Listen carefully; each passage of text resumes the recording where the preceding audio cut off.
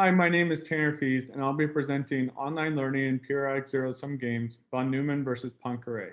And it's a joint work with Ryann, Stratis, Skoulakis, Georgios, Piliouras, and Lillian Ratliff. In the study of online learning in zero-sum games, there's two classical behaviors that emerge. The first is Poincare recurrence, which is a formal notion of cyclic dynamics. And the second is time average convergence of the strategies to a Nash equilibrium. The focus of this work is going to be evaluating the robustness of these online learning behaviors in zero-sum games when the game is evolving in a periodic fashion. And our motivation for this stems from the fact that it's a natural model of the game itself evolving versus it being static. And it's general enough to allow for applications to be relevant, such as economics problems and artificial intelligence. For example, you can think about multiple service providers competing over a set of users or goods, and the population of users or goods may be changing over time, but the equilibrium properties between the players may be time invariant. So formally, what we'll be looking at is games both on continuous strategy spaces and finite strategy spaces. In continuous strategy spaces, we'll be looking at the gradient descent ascent dynamics in periodic zero-sum bilinear games. And in finite strategy spaces, we'll be looking at the class of follow the regularized leader dynamics in periodic zero-sum polymatrix games. And the questions that we'll seek to ask is, do the learning dynamics in each class of games exhibit Poincare recurrence? And then second question, does the time average learning dynamics converge to a time invariant Nash equilibrium that is fixed across the game as it evolves? I want to begin by providing some background on Poincare recurrence and how we'll be using it in this paper. So Poincare recurrence, what it says is that if we're given a dynamical system, it's Poincare recurrent if for almost all initial conditions, the dynamics return arbitrarily close to this initial condition infinitely often. And what Poincare's theorem says is that if the flow of a system, which is time invariant here, is volume preserving and has only bounded orbits, then the system is Poincare recurrent. And to provide some intuition for how this theorem emerges, I have this picture on the left. And what you can think of is that this is the phase space, where the phase space is representing all possible states of the system. And once the orbits are bounded, then the total accessible phase space is bounded itself. So if you think about the volume moving through the phase space along a trajectory, then since the total phase space is bounded, eventually all phase space must be used up. And since the trajectories can only intersect themselves at the initial condition, it must return infinitely often to this initial condition. Now, in games, the way that this theorem is typically applied follows the steps I'm outlining on this slide. So first, to show volume preservation of a system formed by learning dynamics in a game, what is used is called Liouville's theorem. And what it says is that the flow of a dynamical system is volume preserving if and only if the divergence of the vector field at any point equals 0. So the typical approach is to check if the divergence of the vector field is 0, and from that, the volume preservation immediately follows. To show bounded orbits, the typical approach is defining a time invariant function of the system state, which shows that energy is preserved so that the orbits of the system must be bounded. Then given these properties, the Poincare recurrence theorem can be applied to show that this property holds in games.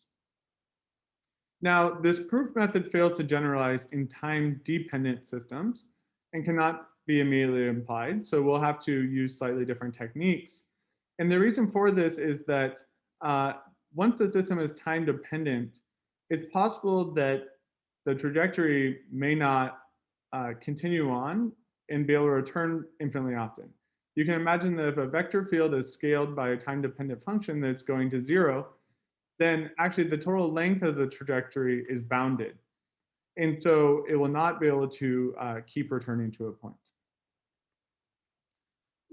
The systems that we'll be studying, learning dynamics in periodic games, will form T-periodic systems, which I defined here. And a T-periodic system is a vector field where at every t time increments, it is the same. And so what we'll be using is based on the concept of a flow. So here I've formally defined a flow, which is a map that takes some time t and returns to some state at time t starting from some initial condition x.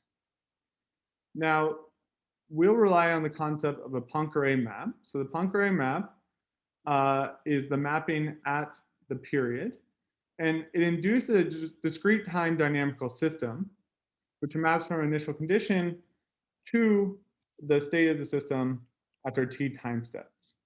And our proof idea will be to prove Poincare recurrence by analyzing the discrete time system that is induced by this Poincare map. So here I have an alternative definition of Poincare's theorem that is applicable to the systems we'll be studying. So what it says is that if the discrete time system induced by the Poincare map of a t-periodic system is volume preserving and has only bounded orbits, then the continuous time system that we care about is Poincare recurrent. And what we'll do to then use this theorem is we need to show volume preservation in bounded orbits of this discrete time system. And so first, for volume preservation, a property that we use is that for a t-periodic system, if it is divergence-free, then the discrete time system formed by the Poincare map is volume preserving.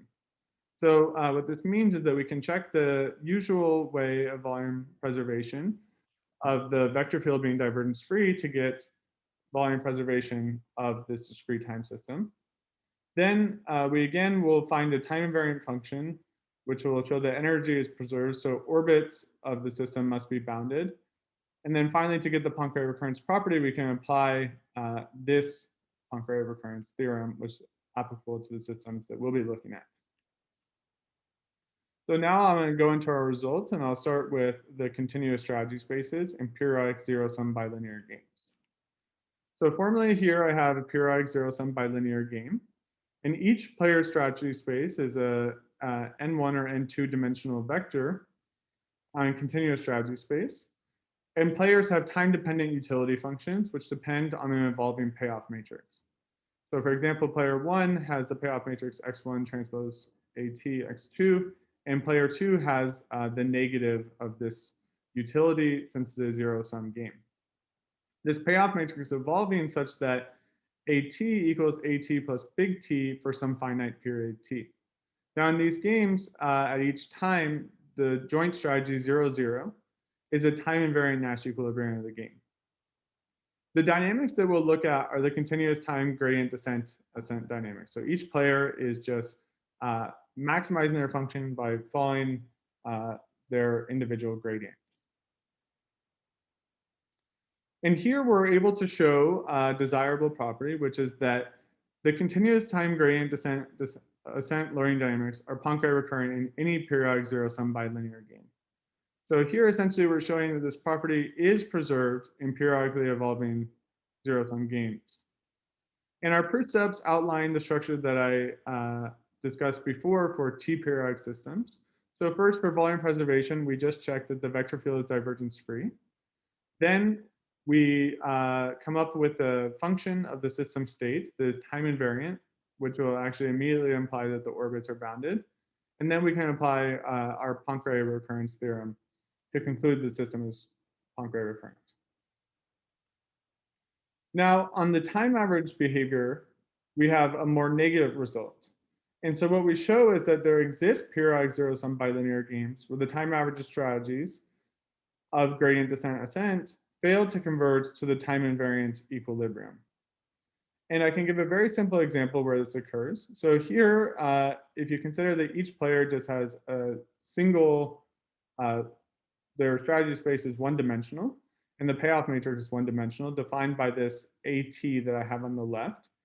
So over a period, what happens is the payoff matrix changes from -1, from 0 to pi, and then from pi to 3 pi over 2, it's 1, and then back to -1 until the end of a period at 3 pi. And if we look at the trajectory of the system starting from the initial condition of 1, 0, In one full period, the dynamics return back to where they started.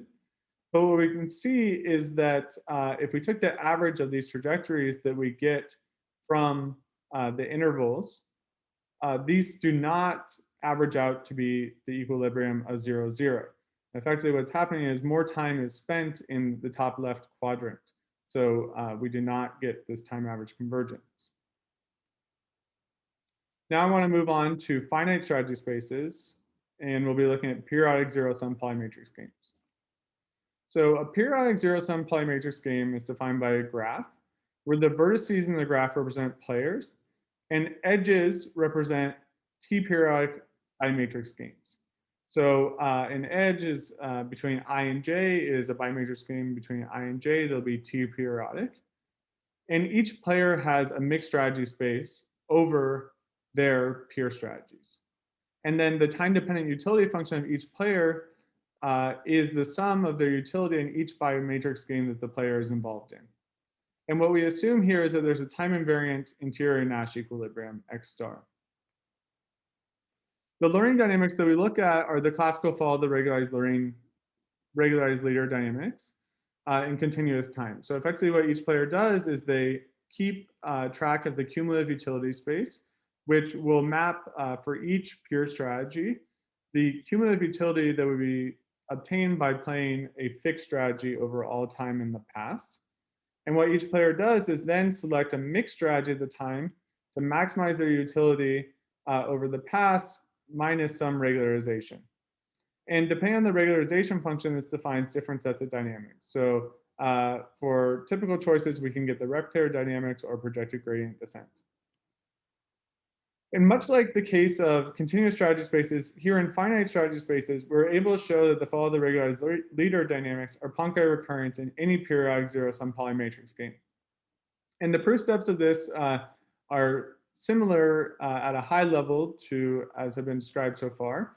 Here there is some additional difficulty that we actually use a transformation of coordinates from the strategy space to cumulative utility differences and argue the recurrence of that system, which will then imply the recurrence of the strategy space system. Now, we've seen that there's positive results for recurrence. And again, here in finite strategy space, we have a negative result for the time average behavior. And so what we're showing is that there exists periodic zero-sum bimatrix games, which would be a subclass of polymatrix games, where the time average strategies of the FTRL dynamics fail to converge to the time invariant equilibrium. But on the slightly positive side, we can show that the time average utilities converge to the average game values over a period. So to give an example of this, it shows both these properties. If we run replicator dynamics in a periodic matching pennies game, so the payoff matrix is matching pennies, but it's scaled by this sine t function, we see that the time average strategies don't converge to 1/2, 1/2, which is the time invariant Nash equilibrium, but the time average utility converges to 0, which is the value of the game at each time t. So to conclude, what we've shown here is that the Poincare recurrence property of learning dynamics persists when there's a periodic game evolution. However, the time average Nash equilibrium convergence property is not as robust and can fail in periodic zero-sum games. And so some of the practical implication of this is that there can be unexpected failure modes that can happen when the underlying system parameters evolve over time. And this needs careful consideration in applications. Thank you.